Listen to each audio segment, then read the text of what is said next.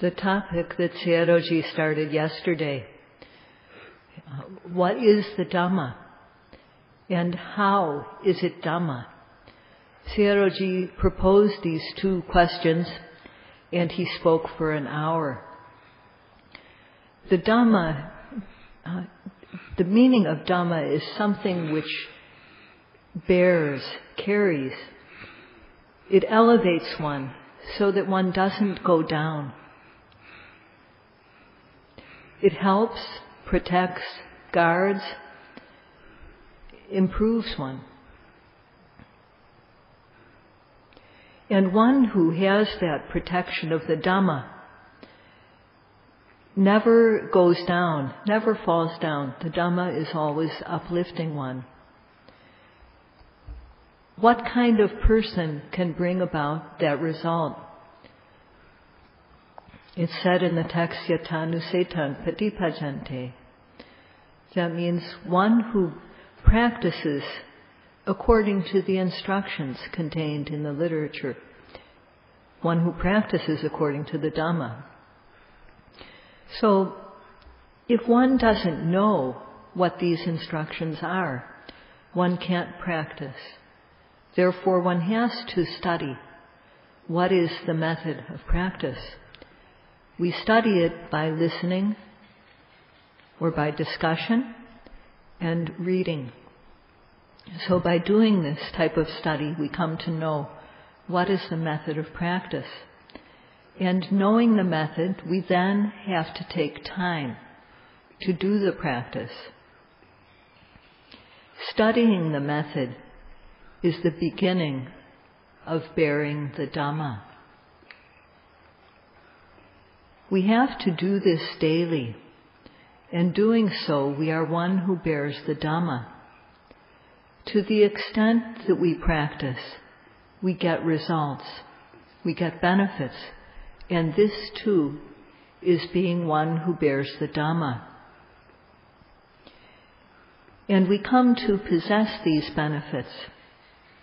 So we practice until we gain benefit. We practice and gain benefit. And one who does this is bearing the Dhamma.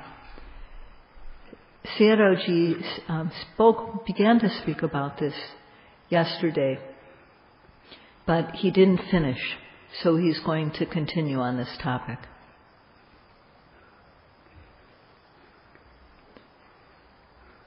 The meaning of dhareti, to bear, to carry. It carries one so that one doesn't fall down, so that one's life doesn't become low, so that one's human status does not become base, so that one becomes a true human being with a truly human mentality, and so that one develops knowledge, making one a special, superior human being. So the Dhamma bears one so as not to fall down. It keeps one from falling down. This is said in Pali, apatamane katva. Who is it that the Dhamma keeps from falling down? It is the one who bears the Dhamma, atanang dharente. So the Dhamma can help the one who practices according to the instructions, according to the instructions contained in the Dhamma. If one doesn't understand the Dhamma, or if one doesn't practice it, if one only studies, then the Dhamma can't help that person. No supreme being can make one's life high. So it stands to reason that if we want our lives to be better, to be high level, then we need to search for the true Dhamma. And when we find it, we need to practice it according to what we find. If we do, then the Dhamma that we gain through our practice will pull us up, will elevate us will help us, protect us, guard us. And this is, in essence, it will make our life high level. And this is very clear. When we say that the Dhamma makes it so that we don't fall down, where is it that we can fall down to? It's a place of danger. One can at least understand that. So the texts describe this place, the dangerous place where beings are likely to fall down, as having two parts. One part is apaya, and the second part is vata dukkha. Apaya means a place that has no happiness.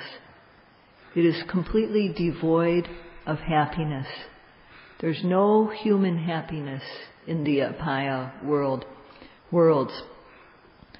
In apaya, one can't live like a human. In apaya, the beings do not have human mentality, and violence and transgressions are what happens. There's no human knowledge. So there's no type of peace that can be experienced in the apaya realms. There's no human happiness, no happiness of the Deva realms. There's no happiness of Nibbana. So the apaya realms are completely devoid of these types of happiness. And there are 4 worlds in apaya. One is the world of animals, Tirichana, and the second is Nirya. The animal world is what we see, the animals that we see. Nirya is a place of intense suffering. And third, there's the Peta world. The Petas are starving. They don't have enough food and they don't have enough water. They don't have enough clothing. So they suffer very much in their life. And the 4th realm is Asurakaya. When one does good, one gets good result, and when one does bad things, one gets bad results. So in turn, one gets good results because of one's good karma and bad results because of one's bad karma. And the essence of these apaya realms is that they are a place that is free, completely devoid of human happiness, deva happiness, or the happiness of Nibbana. And the Dhamma uplifts us so that we don't fall into such a place. And the second place that the Dhamma keeps us from falling down into is vata dukkha, the repeatedly being born, and in each lifetime aging, getting sick, and dying again. This is the suffering of existence. So the Dhamma keeps us from falling into these realms of suffering, and it causes us to gain a lot of happiness. And this is what is meant by the Dhamma bearer. Everyone who is alive wants to be happy. No one wants to go down. No one wants to decline. No one wants to suffer. All beings want happiness. It said, Sabbe Satta Sukha Kama Dukkha Patikula. That means that all beings want happiness. And all beings despise suffering. But happiness is not without a cause, and suffering is not without a cause.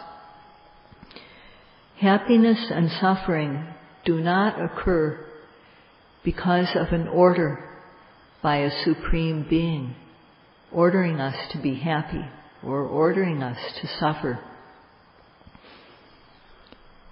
What makes us happy and what makes us suffer is what we ourselves do. And when we do things or say things or think things that are clean and good, then we get good results. And when we do, speak, and plan things that are unwholesome, then we get bad results. It's just as when we eat good, suitable food that is good for us. When we do this, we are healthy. We improve our health, and because of that, we also feel well. We feel good. And the good food that we eat causes us to have a good body, good, strong, healthy body. And when we eat things that are unsuitable for us, they give us trouble. If we eat something that happens to contain poison, then we suffer immediately from that. So just as with our physical nourishment, there's things that suit us, things that are good for us, and things that don't suit us and are not good for us. So too, in terms of what our physical, verbal, and mental behavior, there are things that are good for us, that are suitable for us, and these things make us happy. There are things that are not good for us, that are unsuitable to do, speak, plan. And those things, if we do them, speak, or plan these things, then we suffer. So it is our very own acts that make us either happy or that make us suffer. Dhamma, or what makes our life go down, is called in Pali duccharita. And these duccharita means things that are not good to do, misdeeds. And there are three groups. Those that relate to physical actions, these are called kaya duccharita, and there are three of these. The next group is related to speaking, what we say, vaci duccharita, and there are 4 kinds of these verbal misdeeds. And then the third group is mental duccaritas, mano duccharita, and there are 3 kinds of these.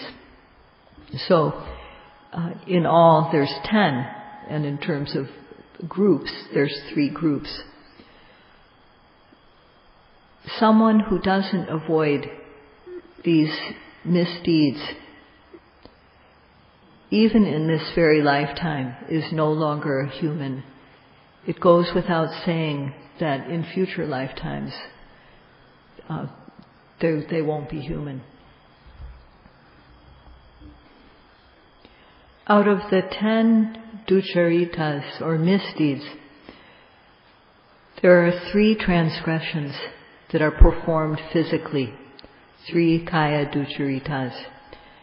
And the first of these is taking life, killing, starting with very small things such as bugs, deliberately taking the life of another being.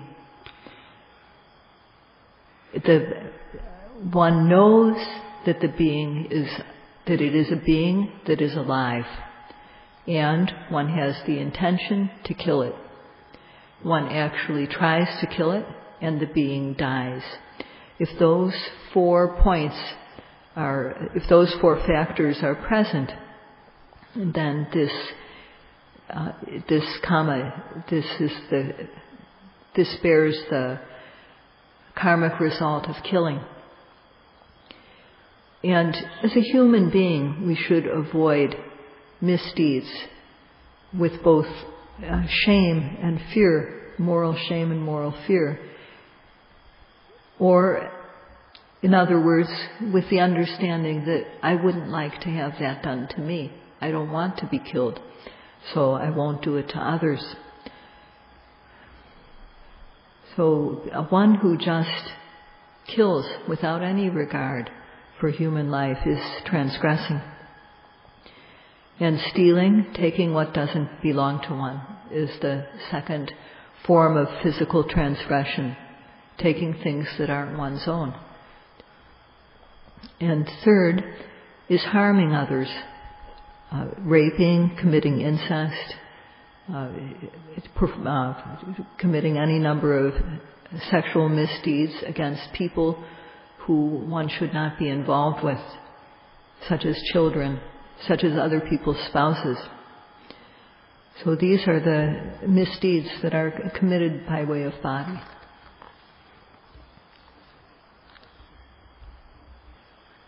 The 4 misdeeds that are committed verbally, vachi ducharitas. First of all is not telling the truth, lying. One either says that something is true when it's not, or says that something is true is not true. And in doing this, one has to have the intention to lie, to misrepresent. The second form of verbal misdeed is speaking in order to destroy other people's friendship, causing quarrels between 2 people who are friends, or 2 parties who are friends. Sometimes the word slander is used for this type of misdeed. And the third type of verbal misdeed is harsh speech, coarse speech. The fourth type is speech that is meaningless, worthless, unbeneficial. So these are all forms of verbal misdeeds, and one has to avoid these too. Mental misdeeds, or manoducharitas, are when we don't control our mind and we just let it go, just think whatever it wants. And one, at that time, one turns to wanting to harm others. If one doesn't have a frank and open attitude towards people, then one tends to turn to hatred. And when there's hatred, dislike, then one can want to harm, to kill, to destroy others. So anger is the first form, and the second form is planning to harm or destroy others. And the third form of mental misdeed is wrong belief, such as, if I do good, it doesn't matter. If I do bad, it doesn't matter. Good deeds don't bring about good results. Bad deeds don't bring about bad results. This is a type of wrong view, and this is an example of the third type of mental misdeed.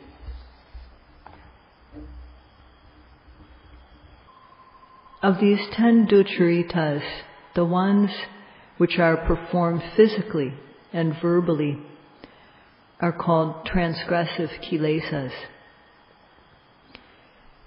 In Pali, this is called vitikama.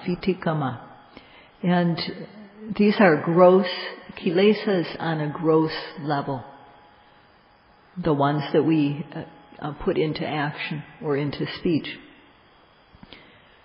The second level of kilesas are those that are boiling in our mind.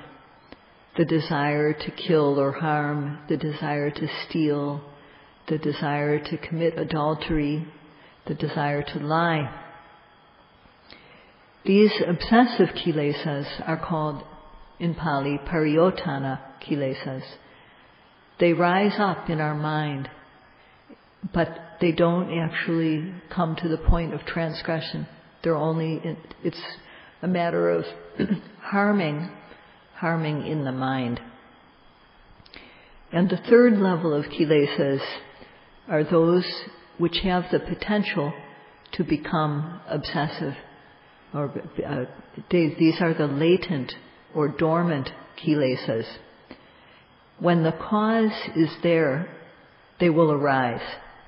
But until the causes are there, they lie dormant, and they're called anusya kilesas.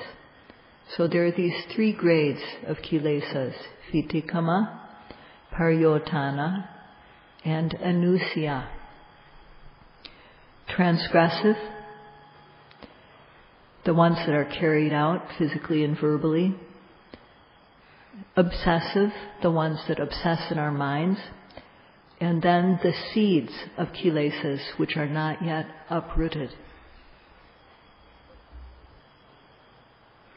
In terms of kinds of kilesas, there are three kinds. First, the vitekama kilesas. Second, pariyotana kilesas. Third, anusya kilesas. Among these three grades of kilesas, the vitekama kilesas, transgressive kilesas, are the worst, definitely. The Buddha said that we should avoid doing these things. Control ourselves and avoid them. And this is called virati. An analogy for this is that sometimes in the world, in one place or another, a plague breaks out, an epidemic of something breaks out. And if we go to that region, we will catch that disease. We will catch the plague or the epidemic that is happening there. So we avoid going to that place. And this is an analogy for avoiding transgressive kilesas. These kilesas are very coarse, very gross and harmful. And the Buddha instructed us to avoid doing these misdeeds of body and speech. If a person should keep at minimum 5 precepts. So if we think about the 5 precepts, what is involved is refraining from killing, refraining from stealing, from committing adultery and other sexual misdeeds, refraining from lying, and refraining from taking drugs and intoxicants. So try keeping the 5 precepts and see for yourself, what is your behavior like when you keep the 5 precepts? One's behavior becomes free of fault, blameless, clean. These very gross, transgressive kilesas die down, and it's peaceful. One's behavior is lovable.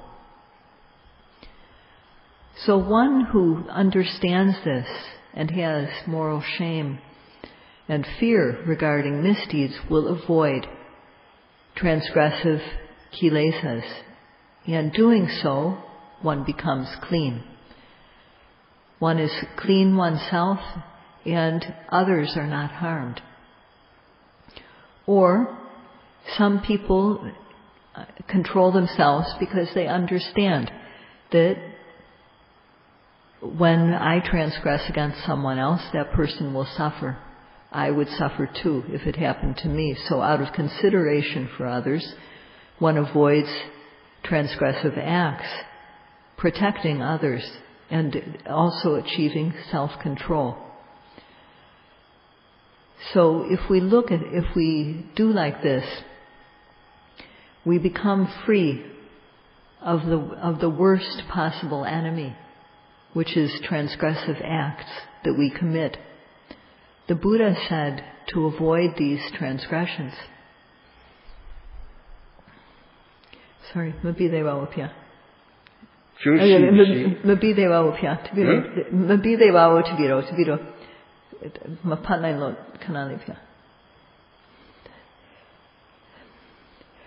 So when one avoids these misdeeds in practice, we actually put into practice avoiding misdeeds, then our behavior physically and verbally is clean, pure, faultless.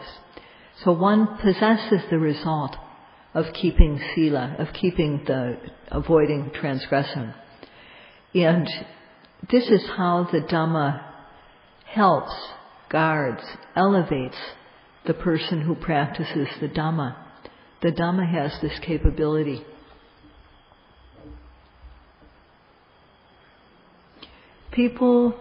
Beings who don't have the knowledge or the ability to weigh what is beneficial and what is not, what is suitable and what is not suitable, who have no feeling of sympathy for others,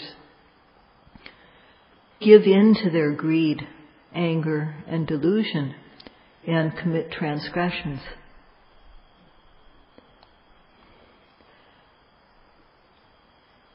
But when one has the ability to weigh whether something is beneficial or not to do, whether something is suitable or not, when one has a healthy shame and fear regarding transgressions, when one has sympathy for others, one will keep the 5 precepts. And when we do, when we keep the 5 precepts, we will be conquering the worst enemy that we can face. When we commit transgressive acts of greed, hatred, and delusion, these are like enemies. The word for this in Pali is Vera, V-E-R-A. These are the worst enemy that we can face. They're called Akusala Vera or Kilesa Vera. And these cause our life to decline, become degraded, the transgressions based on Lobha, Dosa, and Moha. If we keep the 5 precepts, we are overcoming this internal enemy. And by conquering our own internal enemy, the enemies outside of us also die down. So how beneficial this is. When enemies are quelled, then there's nothing to fear. One who has committed a lot of transgressions, when they look at the wrong things that they've done in life, they come to know that these things were wrong, and they regret having done these deeds. They're no longer satisfied with themselves. This is the danger of self-blame, atanuvada beya. And when we keep 5 precepts, we're free of this blame, because we don't transgress on a physical, verbal level. When we commit transgressive acts,